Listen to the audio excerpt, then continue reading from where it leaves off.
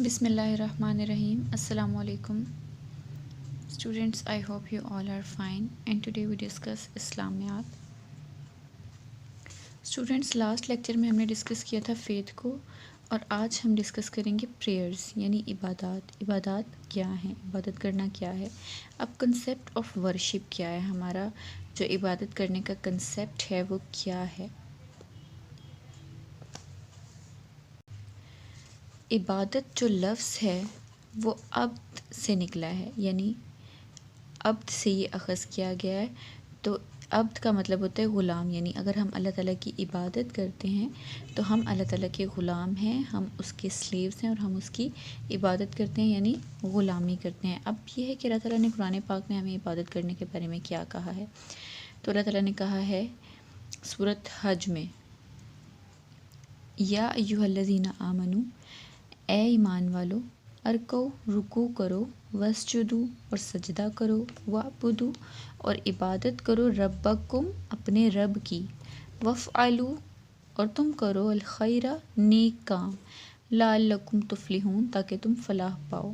فلاح کا مطلب کامیابی، یعنی تاکہ تم کامیابی حاصل کرو. کامیابی کہاں حاصل کرنی ہے؟ دنیا میں بھی اور آخرت میں بھی. یعنی اگر تم اللہ تعالیٰ کی عبادت کرو گے، نیک کام کرو گے، تو تمہیں دنیا میں بھی کامیابی ملے گی اور آخرت میں بھی کامیابی ملے گی. اس کے علاوہ اللہ تعالیٰ نے سورۃ مزمل میں ارشاد فرمایا ہے، قم اللیل، کہ تم کھڑے رہو رات کو، الا، مگر، قلیلاً، تھوڑی دیر.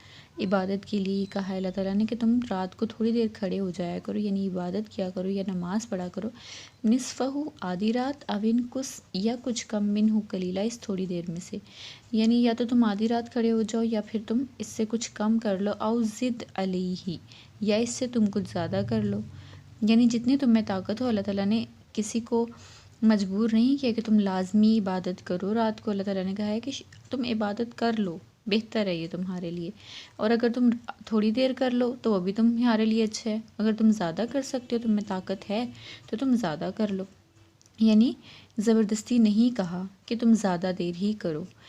تو اللہ تعالیٰ نے کہا اوزد علیہ، یا کچھ زیادہ کر لو، ورتل القرآن، اور تلاوت کرو قرآن کی، ترتیلا، ٹھہر ٹھہر کر. یعنی ٹھہر ٹھہر کر تلاوت کرنا اس لیے کہا گیا تاکہ تمہیں زیادہ ثواب ملے.